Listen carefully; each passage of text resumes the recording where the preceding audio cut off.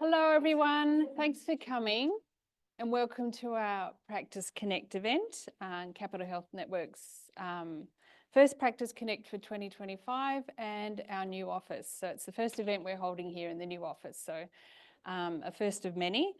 So Practice Connect events are our face-to-face networking and education events for practice managers and practice nurses, and for this event with the topic we've included practice staff as well. So my name's Kate. I'm the manager of the quality improvement team here at Capital Health Network. You've met the rest of my team here tonight. You would have met Charlene downstairs and Kat as you checked in, and we've got Rachel and Kanala of Education Lead recording tonight.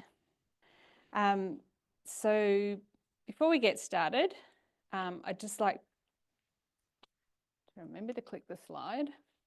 Acknowledge the traditional custodians of the land we're meeting on today and pay my respects to their elders past, present and emerging. And I recognise their ongoing contribution to our region and communities and their connection to land, water and culture. And I acknowledge and welcome all other Aboriginal and Torres Strait Islander people joining us this evening. So just a little bit of housekeeping. If you do need to go to the bathroom, they're just out the door and round to the left, or there is a disabled one just to the right here. You will need a swipe card to get back in, and they're just at the desk there. If you do need to go in and out, if you just pop through the back door, just because we are recording tonight, just so you don't see yourselves up on the big screen. If in the event that we do need to exit the building for some reason, for an evacuation, out the back door to the right, we'll just keep going as far as you can. The fire stairs are just at the end of the corridor, or end of the building, end of the office there. And yes, please grab some food if you haven't done that already. So we've done that. So I'm just going to start with a quick update from Capital Health Network, or CHN as we call ourselves, and then we'll get into the main reason that you're all here tonight.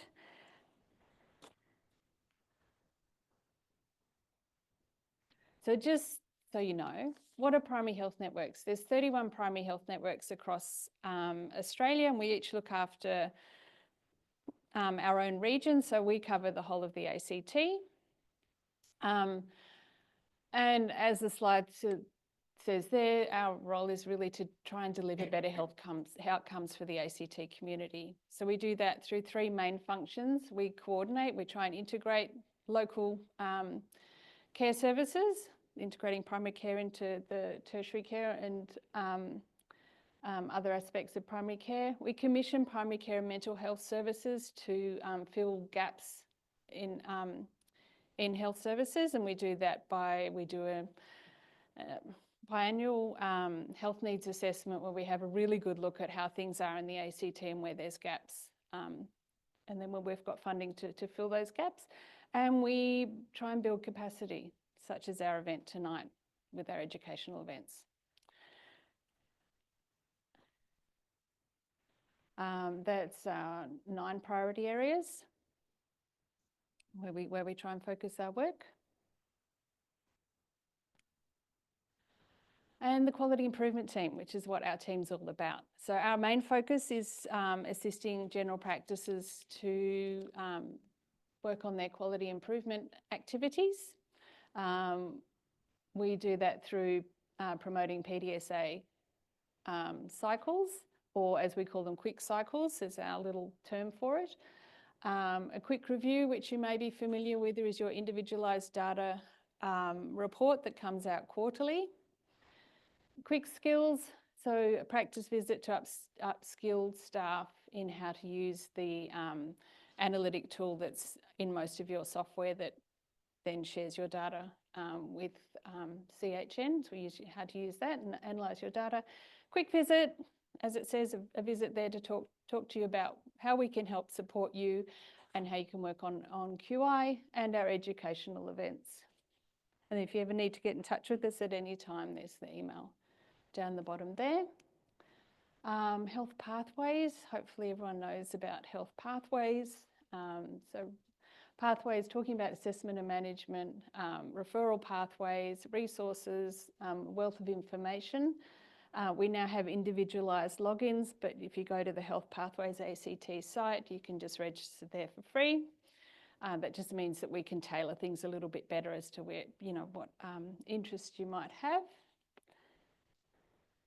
That's just a slideshow of the landing page when you go into Health Pathways. All of the pathways in the ACT in Southern New South Wales are localised to our region. And obviously there's other health pathways across Australia. You can either search at the top or work your way through the menu there as to whatever you're looking for. MySay.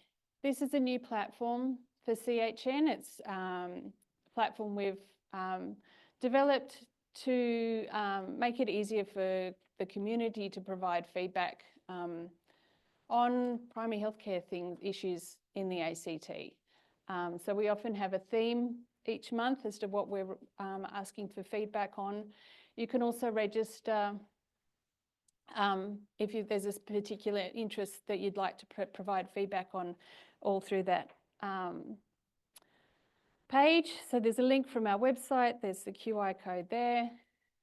At the moment, we're looking at feedback visiting a GP in the ACT and endometriosis care. So this can be feedback from anyone in the community.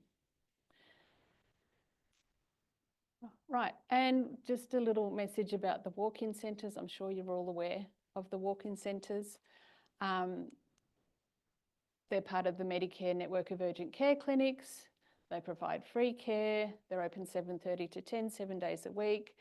There's 5 located throughout the ACT, and they're there for that urgent care, ideally for when people can't access that care through their general practice.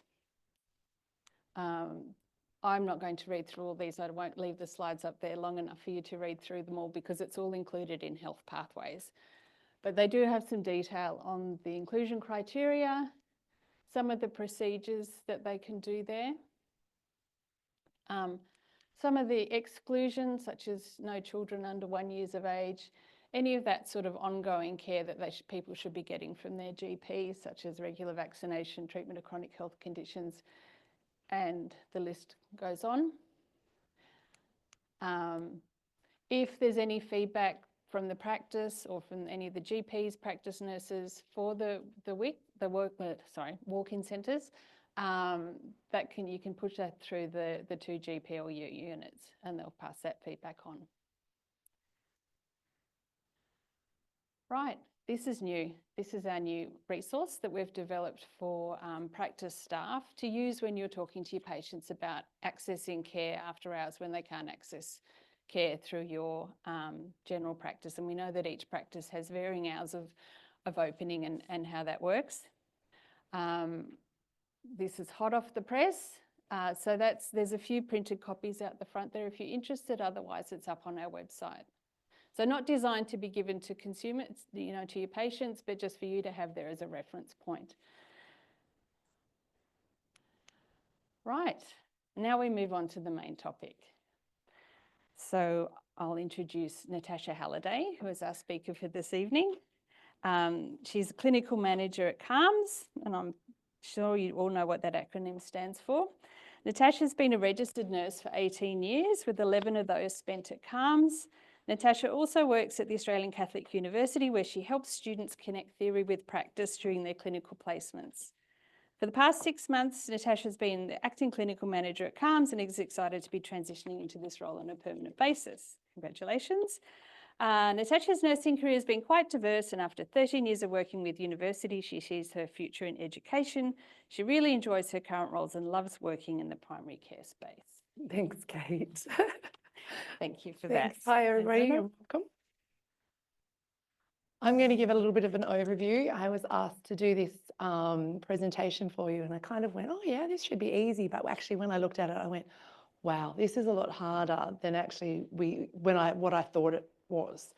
I have, as I said, 18 years of experience in nursing and 3 years of studying a degree to make triage decisions. And even then, sometimes I'm like, oh, oh, I'm not sure what I want to do with this patient. So trying to wrap it up tonight in about 30 minutes will be really tricky. But let's start. I've also put an acknowledgement of country, so I'll just quickly say that one as well. This is Ngunnawal country, acknowledgement that the Ngunnawal people as the traditional owners of the land where we work and we live. I recognise and respect their continuing culture and connections to land, water and community. I pay respects to the elders of the Ngunnawal nation, past, present and emerging. Always was and always will be. And I've taken that from the Ngunnawal website. So if you're ever after an acknowledgement of country, they do have some resources. Today, I was asked to help you understand the triage requirements under the RACGP standards, how to implement a safe and effective triage system in general practice, recognise and respond to high-risk presentations, understand the documentation requirements for patient triaging, and discuss referral pathways and available services for patients in the ACT. So triage is, I've given you a description there, but really it's a French word and it sort of means sorting. And it came around in the wars where we had to work out, well, who was the most important? And really that's what you're doing every day in your general practice, because, you know, when anybody rings up, everybody is urgent, but it's about trying to schedule the most urgent out of all of those patients. And it is really tricky. There is, you know, it is a hard process to do, and it takes skill and practice and really good communication, I think.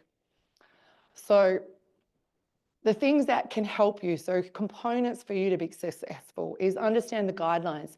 There is policies, there's processes and there's flowcharts. And these are just a couple of things that I've put up in this because we've only got sort of 30 minutes or so.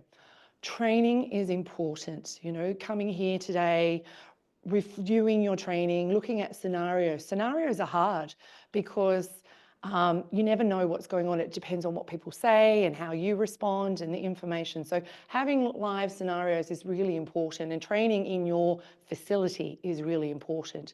And you should be asking your practices, well, what training are you providing for me? Mentorship, having somebody else, especially when you're starting off, you know, that you listen to, that you hear the way that they speak, that you take some notes, that you like, I like the way they question that or the words that came out. And even your CPR training, you know, you will learn a lot, making sure that you're up to date. It's really important. Support is really important. When, you know, environments where you don't feel supported are not fun, we know that. But you need to know who your supports are. Who are your other staff? You know, if you're looking at rostering, who is your most junior? Do you want to put the junior staff together? If you've got locums on, you know, do they know how to resource it, use the resources that you have? Those things are really important. You know, do the GPs know that they're part of the triage process? Because actually that's what we're going to talk about. You know, who does the receptionist go to when they need to ask a question? Is it the nurse? Is it the GP? Does everybody know their place? And even every day when somebody's sick, because, you know, we work in a GP practice, there's lots of people who do actually tend to get sick. Who is that person today? Are they aware of it? The other part is communication, and not just communication, it's my favourite word, effective communication, because we all communicate. We're all sitting here, we're communicating, but unless it's effective, actually, unfortunately, then that becomes a problem. And the other one that I really wanted to focus on is documentation. And this one, because we all know if it wasn't written down, did it really happen? And that becomes really important. So these are just some of those components for success. And I'm not going to go over exactly what you have to put or what to do, but these are the questions that you should be asking your facility. Do we have an answer? How do we document? How do we have effective communication? What does that look like? One of the resources that can really help you are the RACGP standards for general practice. And the latest one is the 5th edition. So that came out in 2023. It moved from the 4th edition to the 5th edition. There's not a lot of difference. They've gone from 5 components down to 3 components. There's some things that are in it that are a must over just a suggestion. if you are an accredited practice, you will know this document. And if you don't know this document, find it. You can just Google it. It is a really helpful information. It actually has been written, so they say, in friendly terms. And I must say, it is a lot friendlier than a lot of other policies and processes that I have looked at. And it is designed for improving quality and improvements, identifying and addressing any gaps in systems and processes, and providing a template for quality and care. So these are some of the main focuses that it actually says this is what we're trying to do. All right. With this particular document, they also have this other beautiful document, and it's called a resource guide. So every standard that comes up, it has this resource that you can actually have a look here. This will help you implement this process. So they're to be used in conjunction with each other, really helpful documents. You will find the link for this document in the standards, and I'll show you, for instance, standard 1, which is responsive system for patient care. We can see the recommended, a flow chart, triage, a guide to urgency for non-clinical staff in general practice for telephone and walk-in presentation, and it has a link. So it links you to resources. So a really awesome document that should be available for all of you, because this is your training and your information, and you should be able to have a look at this and say, this is what I could be using it, or how I could be using it. So training. So training is challenging. It's, you know, you have one person come in and lots of people, and you know, you have all different ideas of training. But one of the things you want to ask, do all your staff know how to identify when a patient has an urgent medical need? And can you flag that patient for required urgent appointments? So, you know, what means urgent? And your processes and your practice should have, this is what we say is urgent. There may be patients, for instance, patients that may be oncology patients, or you know, the doctor actually wants to see, and there should be a way to flag, please put this patient in for them, okay? Do they know how to prioritise each person and what to do, especially when you're full? Because you will be full. It's, you know, it shouldn't be the expectations that doctors have to work till 10 o'clock at night in that practice to see everybody because there's a gastro bug. But, you know, do you know what to do? How do you work out? How do you ask, can we fit this person in? This one is really important. Do you know what to do? Well, you know, just saying, I'm sorry, we're full is not actually helpful. And actually it does put risk on the practice. So knowing what to say instead of just we're full or there's no appointments is really important. Do all the staff members know how to seek assistance when required? Because, you know, you not only are you doing free phone triage, you have all of these patients sitting in front of you. So what happens, you know, when you've got this person and they don't look really well, and you will get them, you know, they don't want to be a disturbance, they don't want to go to ED, but actually they're very unwell in front of you. Do the staff know how to call assistance? You know, do you know how to get help from your GPs? How does that work? So these are some of the things that you should think of when you're training. So you already probably have some triage tools that you didn't even realise were triage tools. So your on-hold message. So under the 5th edition, one of the things that they actually say is your on-hold message should immediately say, if this is urgent, call 000.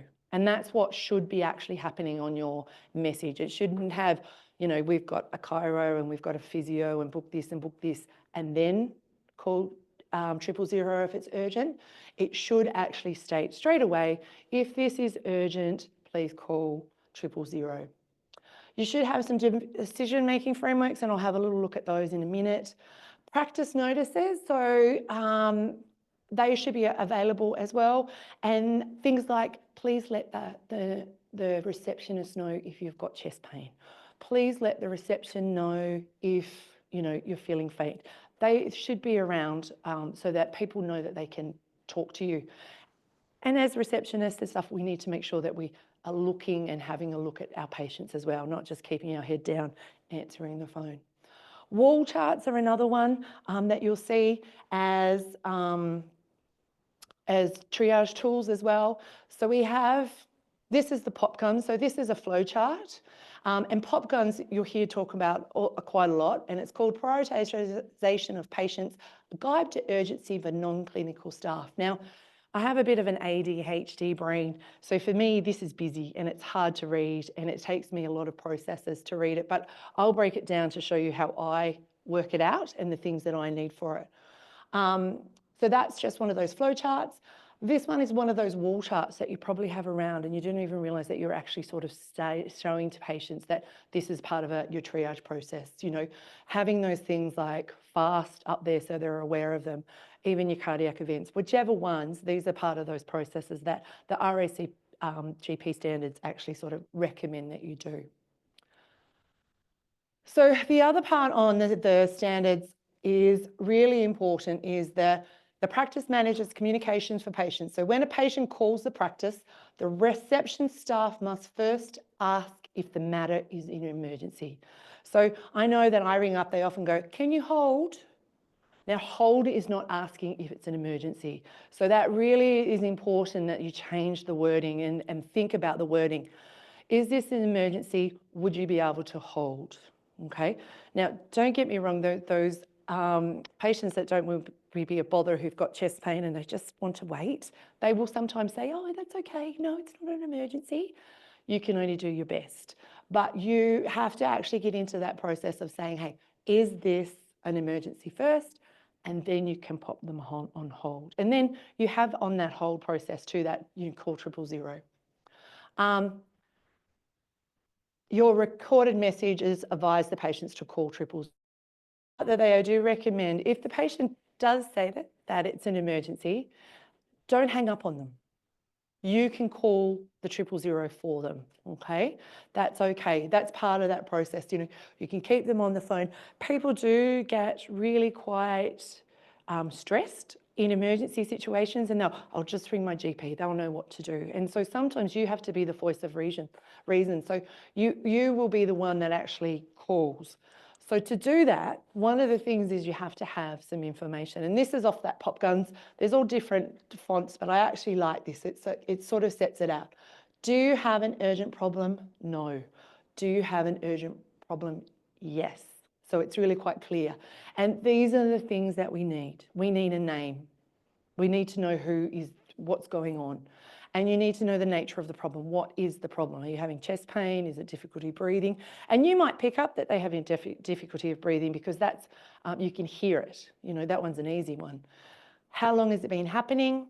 How severe is it? And previous major health problems. Now it's actually missing something. What do you think it's missing? Telephone number, absolutely. Now, a lot of our systems now, the phone number comes up. So we've got it there, but sometimes you have to go back through. So it's always a really great idea, get that phone number as well. And these are sort of really important because then we at least know what's going on. And then if it is an urgent, we can have a look through the category and I'll go through the rest of the pop guns. Now, sometimes it might not be an urgent and your next available appointment, but one of the things that you want to, this is a really good tool. Sorry, I've just popped this in here too. You can Google this site and it actually goes through a triage process. And this is another one. So exactly the same. Yes, can you tell me the main problem? You know, how you're going. It's just a different way of a different format process. So depending on what works for your staff, you can have multiple flow charts. And that's the key. It's not about a one-stop process. It's about getting your staff tools to use. And that's the really important part. So this is just a different one, and that I got that off the triage website. But one of the things that you want to say is, would you mind if I asked you a few more questions? And I've put here to help our doctors because that actually makes a big difference. So if you said, "Oh, can you just tell me what's going on?" No, I don't think I want to. But if you say to them, "Hey, look, I just would like some more questions. Could you tell me what's going on so I can talk to the doctors about and see whether or not I can get your appointment?" You tend to have a better response. "Oh, yes, if it's for the doctor." I know, yes, but it works and it keeps everybody a little bit happy. So would you mind if I ask a few more questions to help the doctor? And really that's what's happening because when you're collecting that information and you're full, some of your practice might be have a system where you have to put, you know, the information up and the doctors decide whether or not, yes, we'll fit them in, yes, we'll do additional. So depending on your practice. So it is really important to ask some more questions. And the key to get the right answer is to ask the right questions. Now it is hard because how much do you want to go into? Some patients are awesome. Some patients will tell you everything from, you know, when they were 10 and this happened and I broke my arm and now I'm, you know, every single story. Yeah, we've all had it. And yep. And it's very difficult. But others, not so much. The key too is to make sure that you allow them to talk and that you actually listen to them.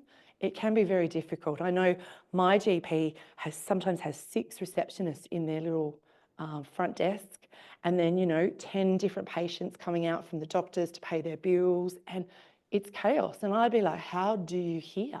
How do you listen? But this becomes a bit of an art form. So this is the other key throw. So you know, the first part is to say, you know, is this urgent? And this is what you always throw on the end. If anything changes, then please call back. That's really important because, you know, they may not be urgent at this moment. But if you think of a little bubba and they've had a fever and they've only had it for 12 hours, not important. But and you book them in for tomorrow afternoon because that's your next available. But if they don't have a wet nappy for another 6 to 8 hours, then it becomes much more important, doesn't it? So, you know, call back if anything changes is really important. You want them to talk to you, and just even if you re-triage them, that's okay. You know, even if you keep the same appointment, that's okay. The part is that they know that they can call back and that you're there to provide a service.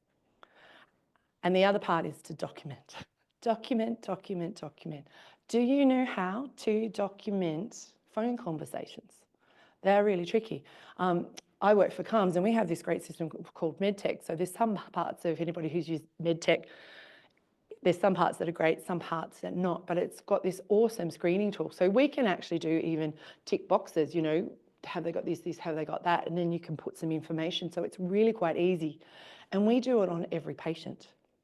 So you get quite good at typing, you know, your conversation becomes recorded and then it has happened. Okay, the doctors can have a look because you do get some patients too that, oh, I've got this, but actually when they turn up, they've got something different as well. And that happens as well. But documentation is really important. What does your practice do?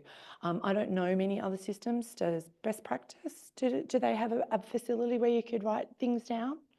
But if not, ask your practice manager, what is our process? We even have a process for people who we refer somewhere else and we don't actually book, and we actually write them down in another section, not in our MedTech section, but say, look, we spoke to a 53-year-old, they said this, and this, and we've directed them to ED. So, you know, at this time. So we know that we've got this triage process if something comes back to us. Because CALMS is after hours, so, you know, there's not as many supports, but documentation becomes really important. And it is one of the things that's really in the RACGP Standards 5th edition. If you Google stuff about triage and stuff, you will see one of the things that actually happened quite a few years ago that changed the triage process was a lady had gone to see her GP, and on the way out, she stopped at the receptionist and she said, I need to make an appointment for my husband. He had a headache. Okay, no appointments, took about 5 days to get in, off she goes. Within that 5 days, unfortunately, the husband has died. And the lady has sued the practice and said, look, you had a duty of care for me. And this is back in 2001. And what came out of it was that reception nurses needed more training, okay, because there's more questions that you could ask. But in the conversation, it was said that apparently her husband had got up and go to work, but it was never documented anyway. Nobody was found at risk, but actually it would have saved a lot of process if it had been documented that, you know, made an appointment, husband got up, gone to work, because that changed everything, didn't it? The conversation the wife added afterwards, the headache wasn't responding to pain relief. Much more important to know that, isn't it? So sometimes those questions, you know, the assumption, because she said he got up to go to work, she's assumed that he's okay. But actually, you know, what sort of headache and how long have you had the headache may have changed the urgency. But the main part from that is that you should write notes. It saves, you know, on any of your decision processes. It seems like excess work, but actually, why a couple of minutes doing this actually makes sure better triage. It makes the triage better, which then ensures the doctors don't have to have, are not overworked with, you know, massive pushing just to see patients. So a little bit work on the front end sometimes can have this flow-on effect at the back. And it saves, you know, if it goes to court, which is nobody wants. It's a lot of work. So pop guns, like I explained, this is one of the tools that we use. And it's a pretty simple category. It's A, B, C, D, E, F. And these are the categories. So anything chest pain, difficulty breathing, you know, call 000. Head injury, severe allergic reaction. And look, the recommendation is that you actually take these and change these to what you think is relevant. So for instance, you know, I'd probably put snake bites in, you know, definitely in here, because Canberra's, it's not unheard of to have snake bites. But probably don't need, you'll find some of them might have jellyfish stings. Probably not going to get jellyfish stings in Canberra. But you can see, go to casually, interrupt the GP or the nurse. But actually you might have another system of actually, you might not have a nurse. All right, discuss with the GP or the nurse. So having a look at these tools, a lot of these things are really challenging. You know, eye injuries, for instance, category C is interrupt GP and nurse. But an eye injury post-surgery actually is really important. You know, if they've just had cataracts and now they're complaining of an eye injury, that's almost an emergency to hospital, because you've got different questions. And we can see over here, you know, post-operative patients. So you've got a category F is not make an appointment, and a category C is interrupt the GP. But putting it all together and asking a few more questions sometimes brings it into different areas. It is difficult. It's not easy. And what my suggestion is that mentorship. I've made this decision. This is the information that I've given. How would you rate this? What would you find important?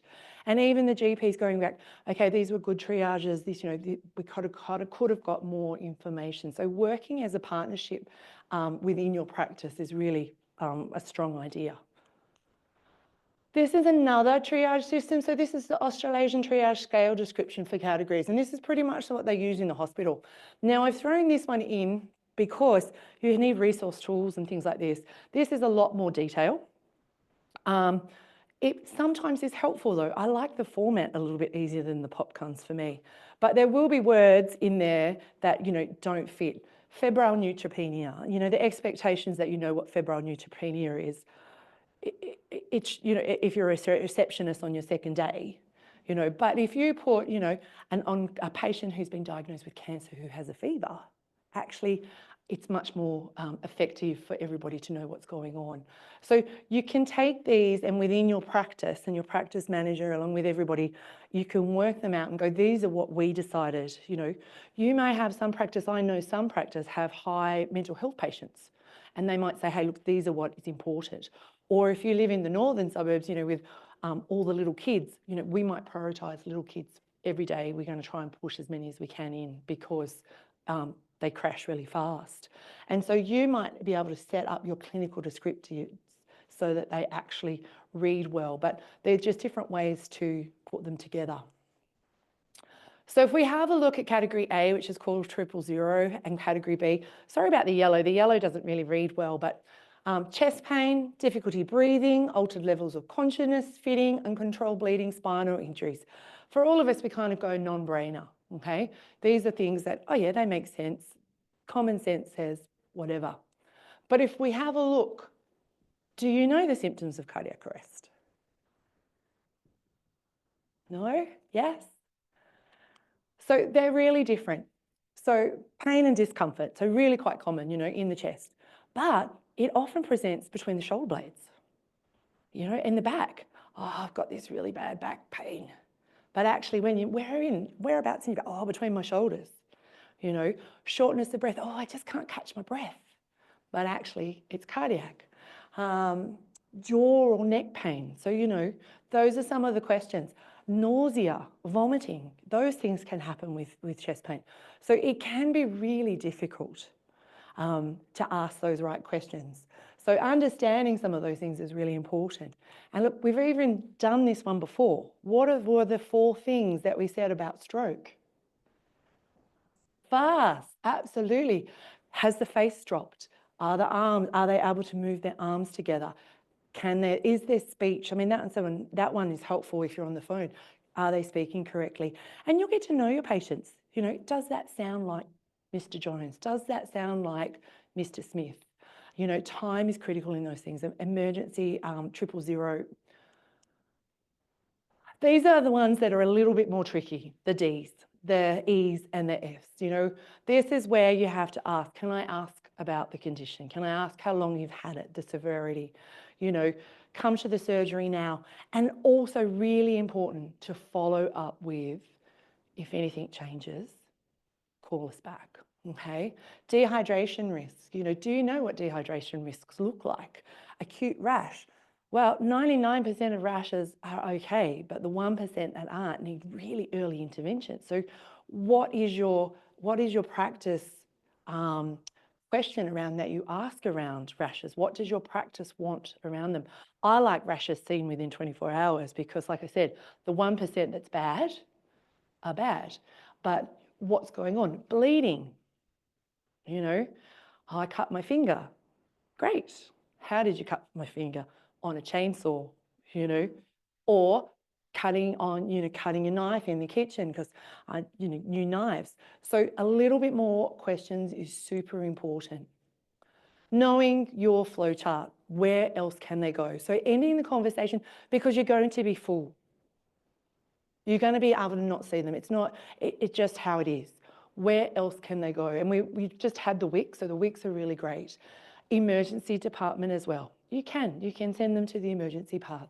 Health Direct do a really good triage. They actually have registered nurses. So if you're not sure, getting them to Health Direct, they follow a flow chart, get a lot more information, ask a lot more questions that in their scope of practice.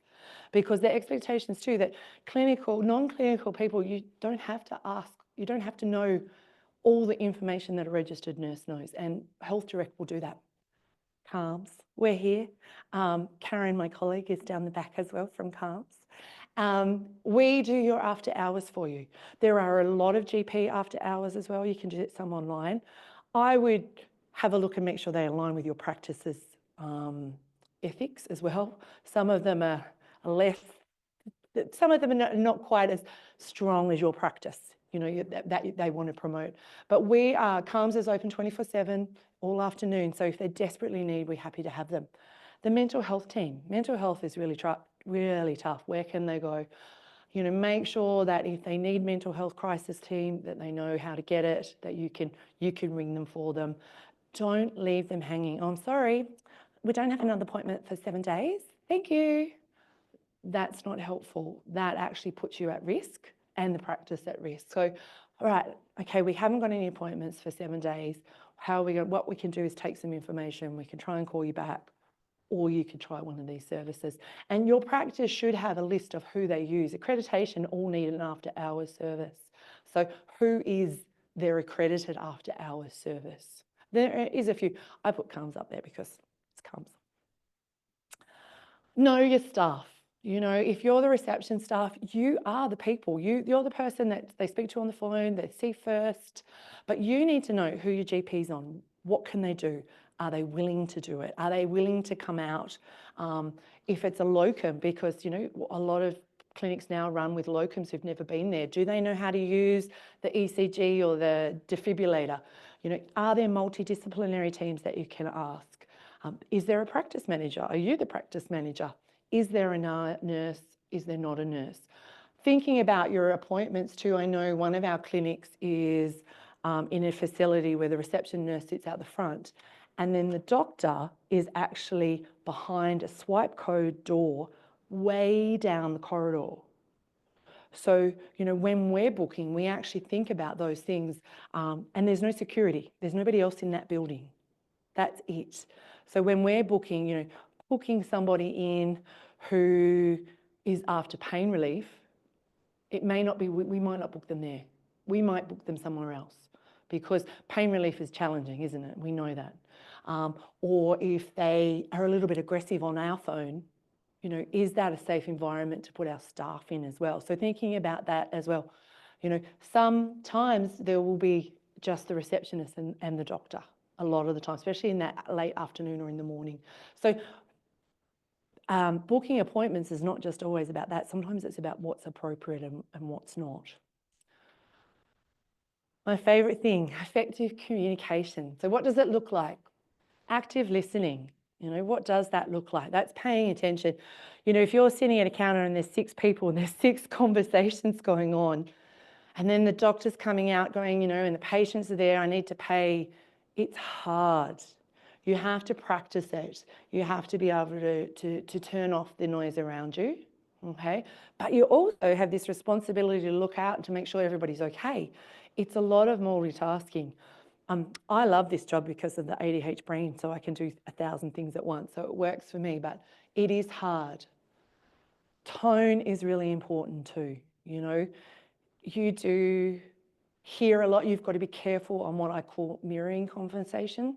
So when people get aggressive to you, that you don't mirror it back.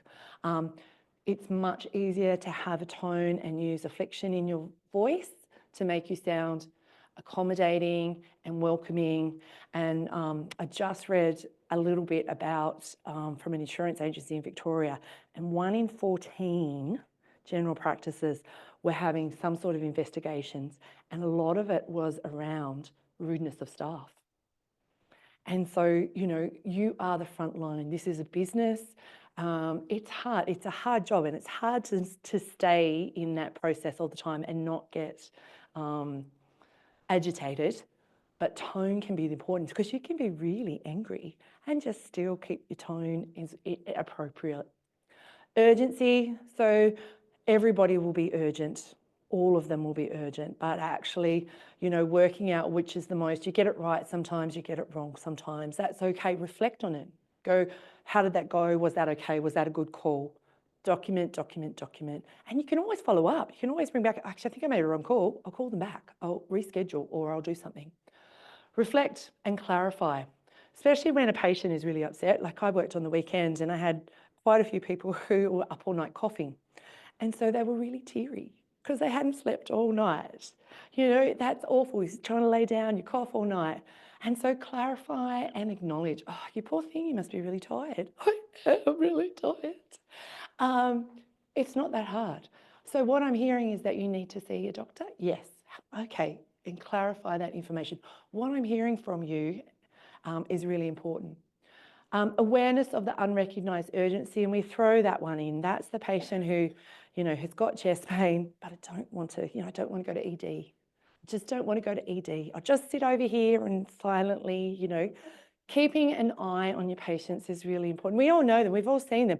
I know I've had to talk people going, actually, yes, I know you want to see a GP, but I really think you need to go to emergency, and you had to talk them into it. So really recognising that sometimes that happens. And again, I can't say it enough, documentation is communication.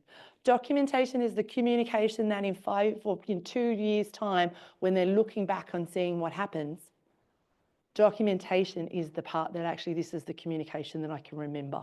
So it's really super important. You will get patients who are cranky. It happens.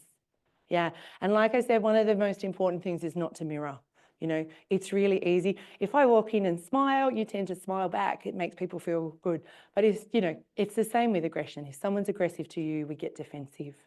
But tone is really important. Hear them out. I can acknowledge what you're saying. It's frustrating. It is totally frustrating when you want to go to the doctor, when you're feeling like awful. And that's what you have to remember. These people are sick. Who's happy when they're sick? No, they haven't slept. Who is emotional when they haven't slept? They all will be. Unfortunately, often the receptionists are the front of the house, and you get it a lot. And it is difficult. I'm not saying that you should ever accept aggressive behaviour. It's not acceptable. But the best thing is to check and make sure that you're not aggressive back, and then check it out and say, look, and I think one of the best ways is just to be repetitive. I can hear what you're saying, but unfortunately we don't have any appointments. I can hear that that's really important and it's a priority to you, but unfortunately we don't have any appointments. These are other options. I hear what you're saying.